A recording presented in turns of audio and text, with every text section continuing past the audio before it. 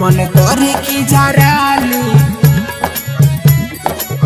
दिलावा अपन मोहब्बती DJ Kanchan Raj recording by Sandhya studio Hajipur Vaishali. मन करे की जराली दिलावा अपन मोहब्बती से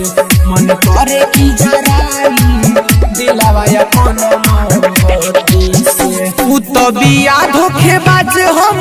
बानी परेशान ओकरा यती से उ तो बिया धोखेबाज हम बानी परेशान ओकरा यती से मन करे की जराली दिलावा अपन मोहब्बती से मन करे की जराली दिलावा अपन मोहब्बती से उ तो बिया धोखेबाज हम बानी परेशान ओकरा यती से उ तो बिया धोखेबाज हम बानी परेशान ओकरा यती से मन करे की जराली दिलावा अपन मोहब्बती से मन करे की जराली दिलावा अपन मोहब्बती से मन करे की जराली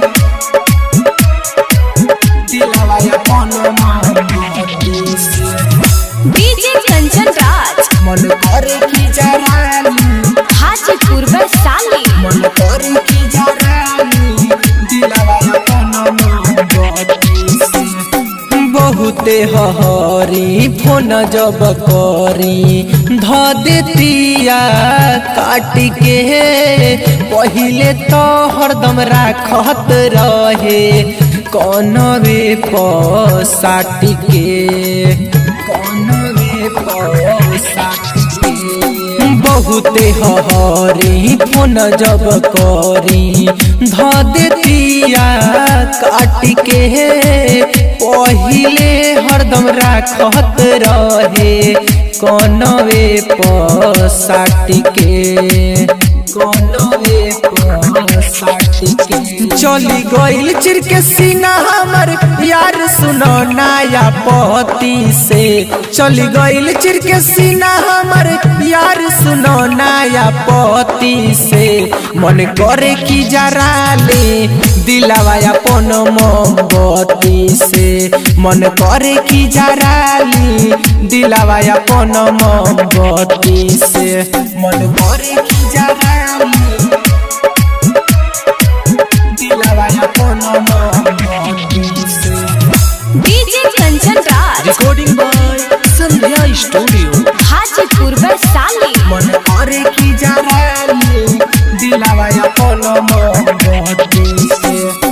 राइटर मुकेश राज हमारा तो बाटे मर के ही है उपाय हो जनत जान के अब नाही बाटे जिए के कवनो राह हो जिए के कवनो राह हो राइटर मुकेश राज हमारा तो बाटे मर के ही है उपाय हो जनत जान के अब नाही बाटे जिए के कवनो राह हो जिए के कवनो राह हम माफ न करब गलतियों करे को रती के हम माफ न करब गलतियों करे को रती के